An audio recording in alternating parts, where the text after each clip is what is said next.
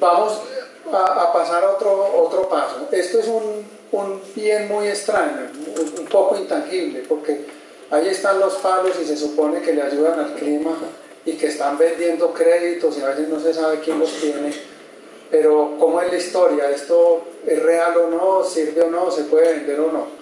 Una de las cosas que yo acostumbro a decir en este tema es que todo se puede vender, es solamente cuán buen vendedor es uno, cuán creativo es y cuán a tiempo llega a cada mercado.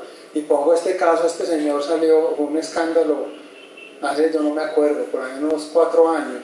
Es un alemán que puso un letrero en internet que quería comerse viva a otra persona, que necesitaba un voluntario. Y él lo encontró, el voluntario se dejó filmar, hicieron un acta notariada que él se iba a dejar comer vivo, después se desangró, se murió, lo metieron a la cárcel. Decía, yo no hice nada ilegal, ahí está filmado todo. O sea, y de ahí lo que yo traigo es, si uno encuentra un loco para que se deje comer vivo, en realidad el tema es, mercado hay para todo, mercado hay, lo que necesitamos es saber encontrar el cliente, saber cómo buscarlo, cómo convencerlo. No quiero comparar los créditos de carbono con una locura de estas, digo que tiene que ver mucho con la creatividad de uno encontrar el mercado, saber cómo vende. Voy a hablar un poquito más de eso cuando veamos precios. Uy, perdón, devolvela. Aquí arriba tenemos precios y esta curva de precios es súper interesante. A mí me preguntan muchísimo, ¿cuánto vale un crédito de carbono? ¿Cuánto vale una tonelada de carbono capturada? Y la respuesta mía, siempre sé dar la respuesta, es no sé. Y no sé es muy fácil. Aquí tenemos la evolución de precios. A veces crecen, a veces no crecen. Aquí tenemos una media de datos y una dispersión. Y la rayita que vemos nos muestra los casos extremos de precios de créditos de carbono conseguidos. Y algo interesante, por ejemplo, miren aquí, tenemos un precio, por ejemplo, para una tonelada, como que el grueso está más o menos entre 5 y 10 dólares por una tonelada de CO2 capturada. Fíjense a lo que logró vender alguien, 136. Este fue alguien que se fue al cliente correcto, en el momento correcto, y le vendió totalmente por fuera de las reglas de mercado. Seguramente esto fue una transacción muy, ¿cómo decirlo?, impulsiva o afectiva. Les gustó el proyecto, se enamoraron, lo financiaron de una manera porque era un proyecto líder o pionero, porque les ayudaba a las comunidades, qué sé yo, pero lograron hacer ventas muy altas. No son casos únicos, aquí hay muchos casos de precios ridículamente altos, muy altos, y también hay precios muy bajos, hay gente que se fue a cero prácticamente, perdieron plata. Entonces, hay unas referencias de mercado y esas están ahí, van subiendo y cambiando y van a aumentar cuando haya más seguridad en las negociaciones internacionales, van a reducirse en tiempos de crisis financiera como lo hay ahora en Europa. Pero otro pedazo de la curva es cómo vendo yo mi proyecto, qué le agrego, cómo lo presento y cómo busco al cliente. Bueno, para yo vender carbono, yo necesito una cierta formalidad. No es solamente ir a plantar el árbol, medir las toneladas y decir tengo tanto vendido. Primero tengo que tener un procedimiento de cómo se miden esas toneladas, cómo se miden las áreas, el crecimiento, etc. Que sea reconocido, que sea válido. Lo otro es, tengo que tener unas reglas de cómo registro el proyecto, quién me lo verifica, etc. Tengo que darle formalidad porque si no esos son créditos que quién va a saber si son reales o falsos. Recuerden que esto no es un bien que uno va y lo toca o que lo compra y se lo trae para su casa o para su sitio, es un bien que queda allá sirviéndole al planeta. Entonces, si no hay un estándar, unas normas muy claras, esto sería una venta de algo que podría ser imaginario. Para eso existen entonces los estándares o marcos regulatorios y vamos a ver esa parte un poquitico más. Vimos que hay unas normas que nos permiten un mercado, que generan el mercado. Ahora vamos a ver cómo es la formalidad de ese mercado, que hay que hacer. Entonces hablamos de estándares de carbono forestal. Si yo quiero certificar que mi producción de madera es sostenible, me voy por ejemplo al FSC, él viene y me revisa, yo le tengo que presentar documentos y él me va a emitir una certificación de que yo cumplo con ese estándar. El mismo cuento es aquí, pero con carbono, ya no con madera. Entonces, algunos marcos regulatorios, por ejemplo mencioné el MDL, eso es un marco político donde dice cada país tiene que cumplir tanto. Ese mismo marco regulatorio puede haber generado estándares o metodologías él mismo para que los proyectos tengan sus procedimientos claros a seguir. Algunos, por ejemplo, el CAR, Climate Action Reserve, hace eso mismo. El Climate Action Reserve genera un documento, es como una especie de norma ISO, o como las normas de certificación del FSC. Yo lo tomo, lo sigo, lo cumplo y me puedo presentar a certificarme con Climate Action Reserve.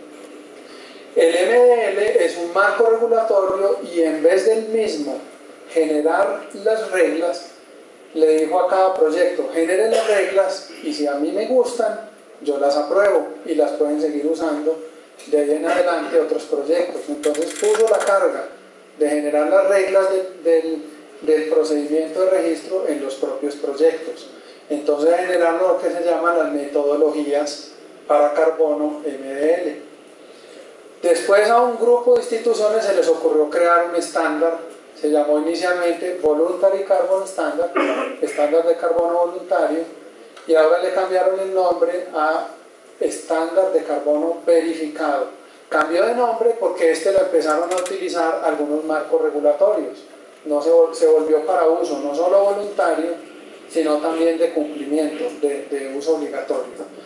Hay otros estándares que está el estándar y la misma metodología. Hay dos como un poquito menos complejos que los que he mencionado arriba, que se llaman Carbon Fix y Plan Vivo, y los voy a volver a mencionar en el contexto de este curso porque tienen mucho sentido, de este seminario.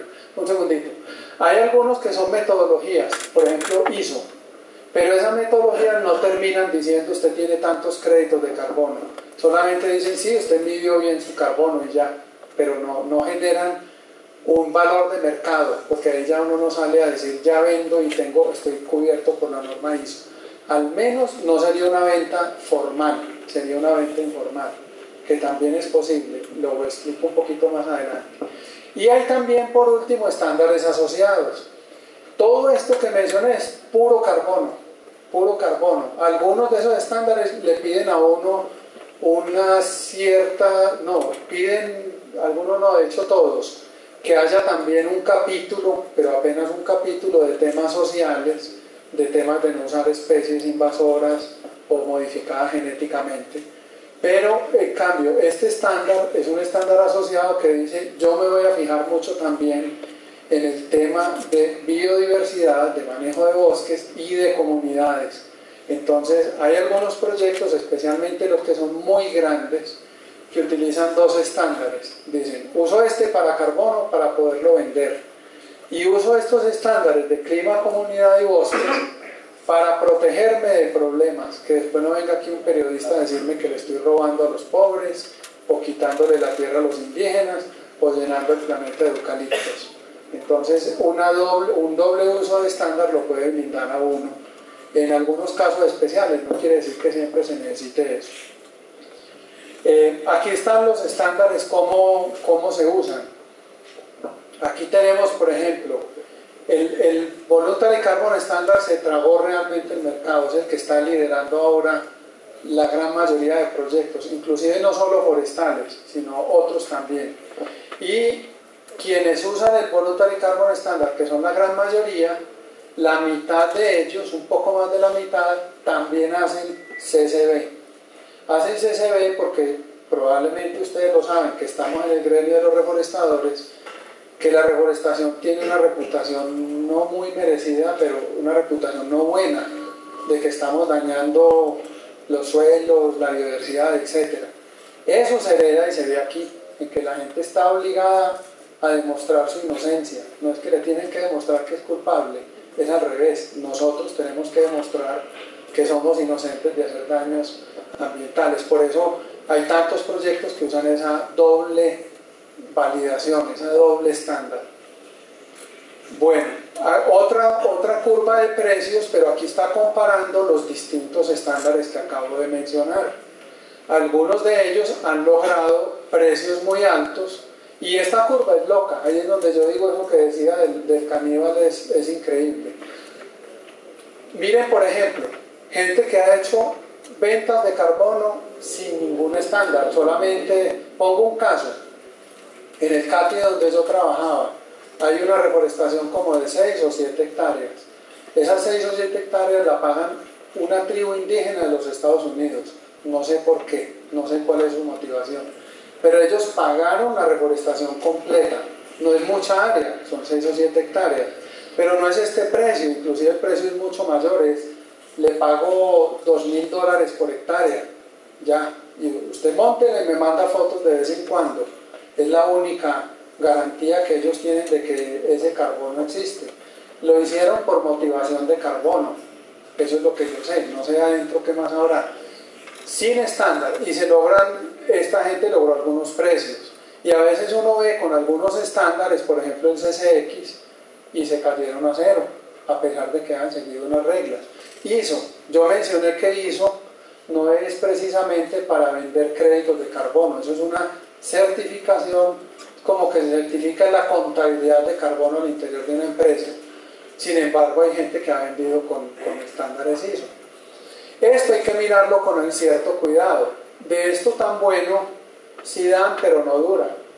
Pasa el tiempo y la gente dice, esto no me sirve, porque aquí va a haber también mucho carbono que es falso. En Colombia, por ejemplo, hay reforestaciones para compensar emisiones de aerolíneas que no existen, que uno va al campo y todos los árboles se murieron y no hay carbono. Eso cae en esta línea, o de un carbono muy informal.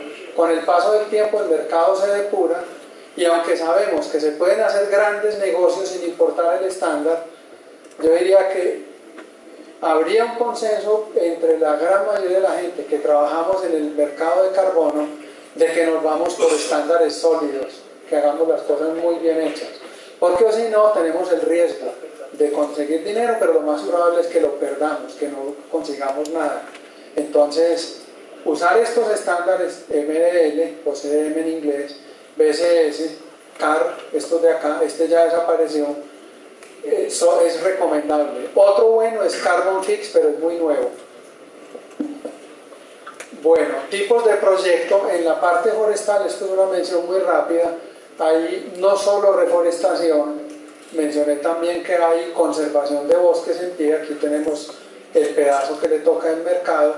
Hay algo que se llama manejo mejorado de bosques, que es cuando se hace extracción del bosque natural, hacerlo de una manera más sostenible y regulada, mejorada, y proyectos mezclados, que mezclan todas estas cosas. Hay proyectos de todo tipo en marcha.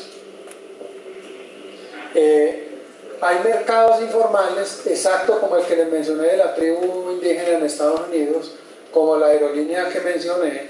Hay mercados informales como supermercados, empresas, industrias en la parte farmacéutica, química, que quieren compensar, no necesitan créditos muy sólidos internacionalmente porque no son para cumplir metas, y entonces pueden acudir a proyectos forestales hechos sin mucho rigor.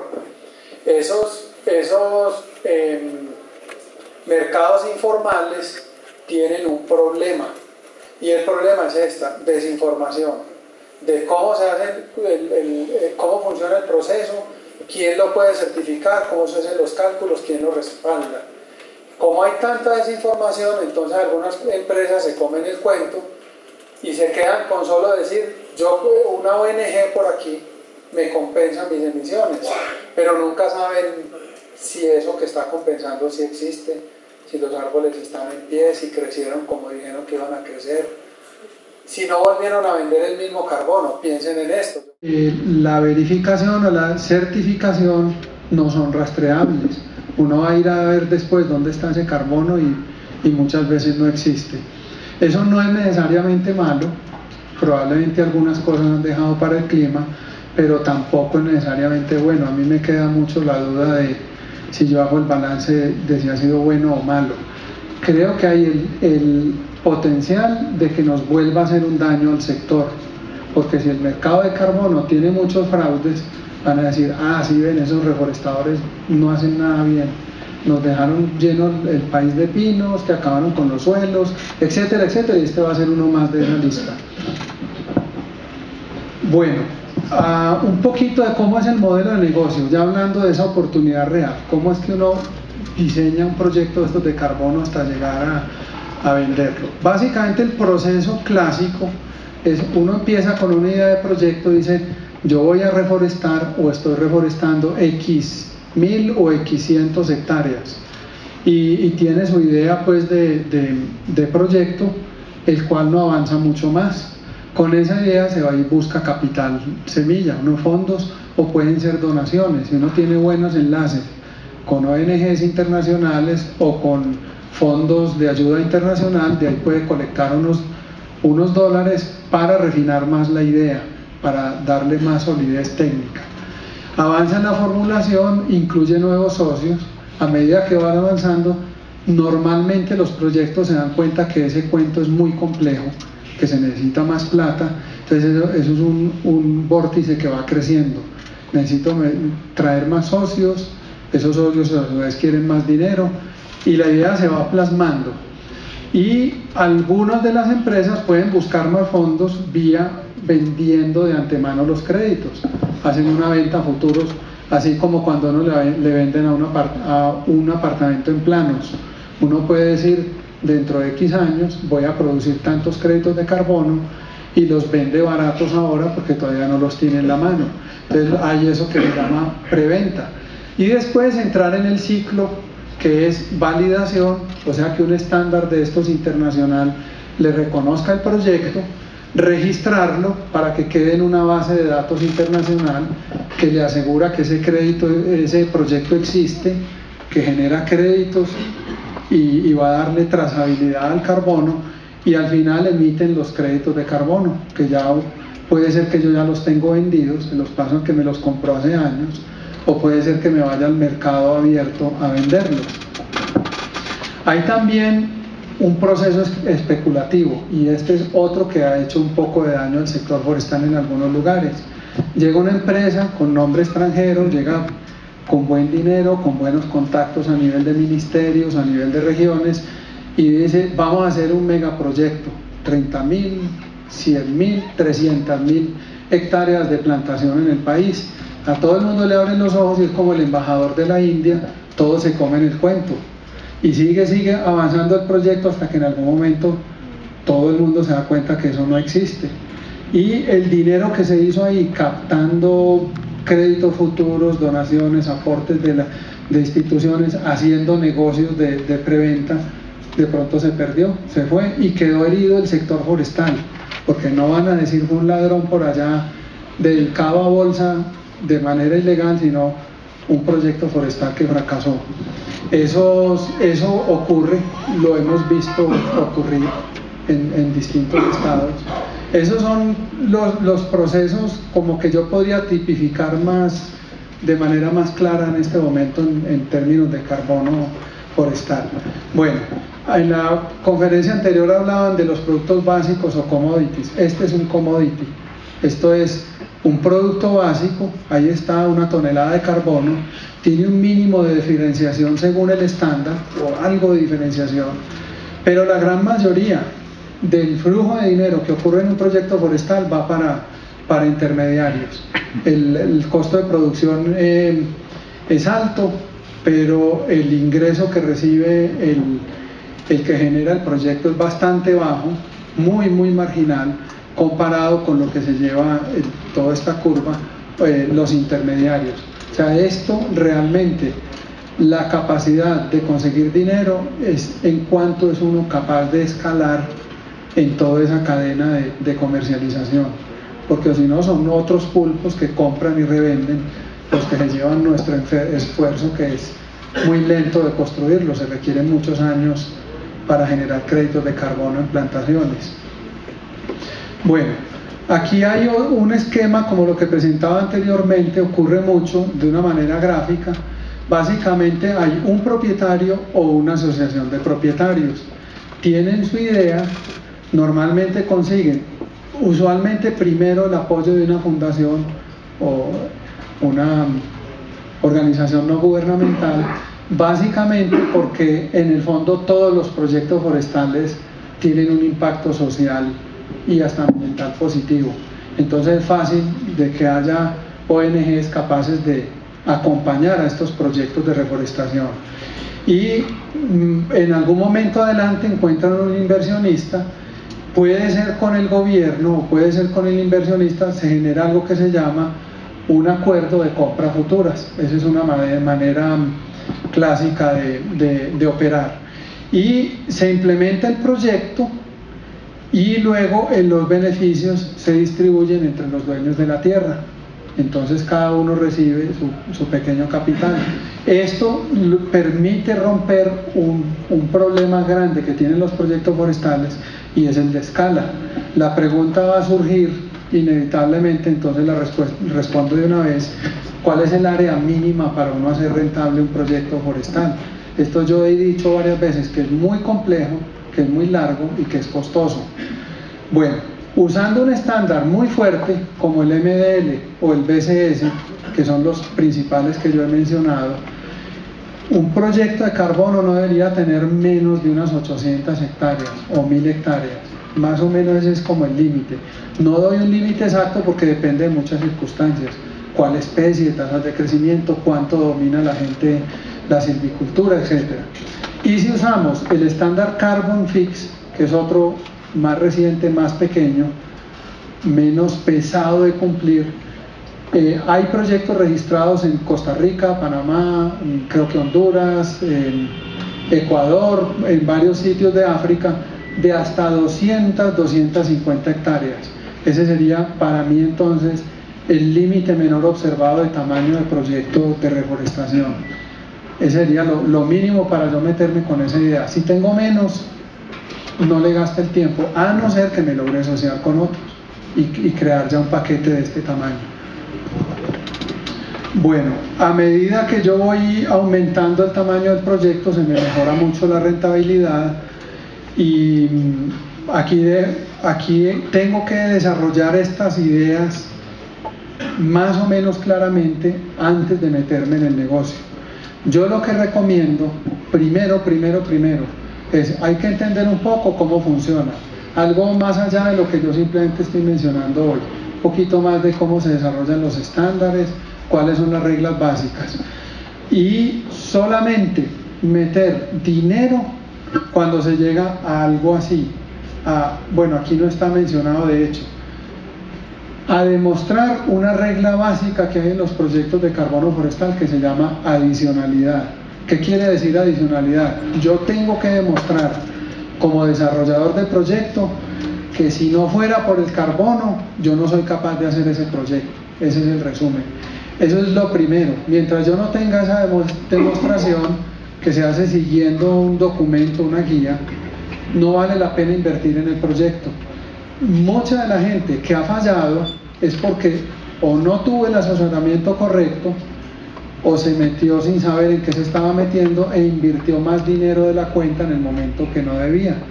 Por ejemplo, estudios básicos muy grandes sin saber si lo principal se cumplía, si esta regla de adicionalidad se cumplía. Entonces hay que saber invertir sabiamente, eso es lo más importante en estos proyectos. Vamos a la siguiente. Hay muchos riesgos, aquí dejo marcados algunos porque como todo proyecto tiene muchas etapas, cada una de ellas le va a implicar un riesgo.